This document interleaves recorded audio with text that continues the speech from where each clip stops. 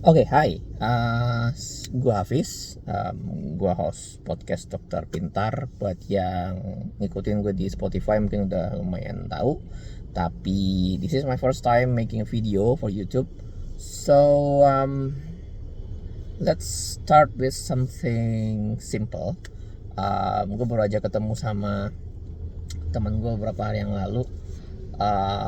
Ya kita ngomong ini itu segala macam. Gimana gua udah berkarir. Jadi buat konteks, gue lulusan dokter.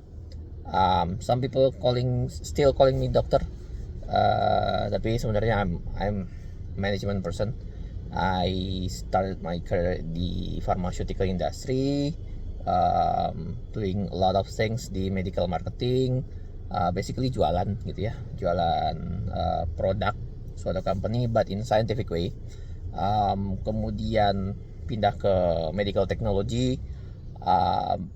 Gue perdalam pengetahuan gue dan pengalaman gue bagaimana how to build a product, how to excel di digital marketing, something beyond apa yang udah gue pernah pelajari di sekolah kedokteran gitu ya. Dan pada akhirnya gue sempat pindah lagi ke lini bisnis yang lain, yaitu di FMCG, in infant nutrition. Dan terakhir gue di non-profit organization, which totally different gitu ya, different world, but still connected each other gitu ya.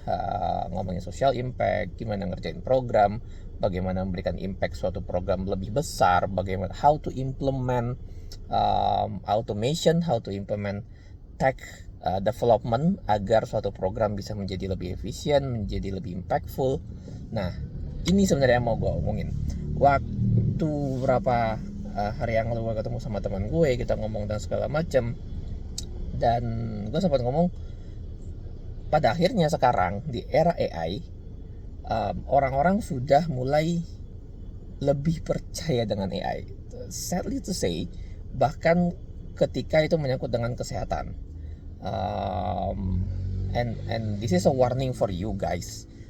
Kalian yang bergerak sebagai practitioner di bidang kesehatan, di kedokteran, di keperawatan, kebidanan dan segala macam, sesuatu yang tidak ada kebutuhannya untuk tindakan gitu ya, untuk sesuatu yang harus dikerjakan dengan tangan, dengan fisik, somehow you will be replaced. I'm really sorry. Gue mohon maaf banget. Gue punya banyak banget senior di Ikatan Dokter Indonesia. Gue punya senior juga di Majelis Etik Kedokteran. Dan gue pernah menghadiri salah satu muktamar idi di mana salah satu pembahasannya adalah para sejawat-sejawat gue ini takut untuk digantikan, dan that fear is real. Today is happening, sekarang sudah happening, but kita juga harus jadi orang yang solutif gitu ya, karena seberapa persen sih dari lu semua gitu ya yang lagi sekolah kedokteran, kesehatan, apapun itu backgroundnya, kemudian setelah lulus benar-benar mau balik ke daerah di mana beberapa bertahun-tahun kita ngomong tentang distribusi tenaga kesehatan di daerah yang jauh dan segala macam itu sangat berbeda dengan pusat kota. Seberapa banyak sih kalian yang memang willing untuk itu? Nah, ketika memang masalah itu sulit untuk diatasi karena butuh willingness dari pribadi seseorang yang benar-benar mau kembali ke daerah atau mengabdi ke daerah selama sekian lama untuk mencukupi jumlah kebutuhan tenaga kesehatan, tenaga kedokteran di situ, maka ya teknologi adalah jawabannya.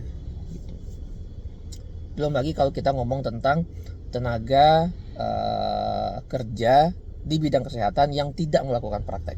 Contoh misalnya, apa yang gue kerjakan 10-11 tahun yang lalu itu sekarang udah bisa digantikan dengan AI.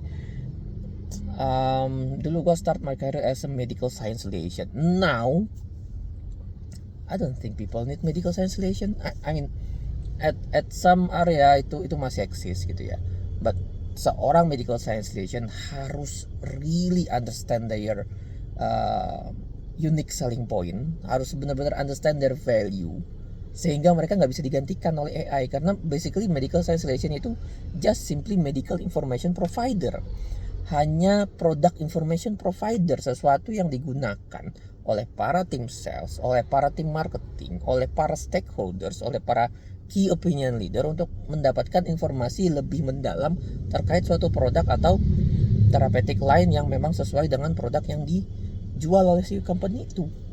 Dan sekarang, well, ChatGPT can do that. AI bisa melakukan itu. So, belum lagi kalau kita ngomong yang lain ya, medical claim, case management, anything related dengan manajemen rumah sakit, klinik, dan fasilitas kesehatan, semuanya bisa digantikan, semuanya bisa di-automate. Nah, sekarang pertanyaannya, will you learn how to use it? Will you learn how to mempersenjatai diri kamu dengan teknologi yang ada, atau menunggu pelan-pelan digantikan? Dan jujur sekarang gue lagi nyari partner untuk kita bisa brainstorming, kita bisa bikin sesuatu, build our legacy in this community, utilizing AI, utilizing technology. Dan just email me, I will drop the email to you and we can talk maybe later sometime. Thank you, bye bye.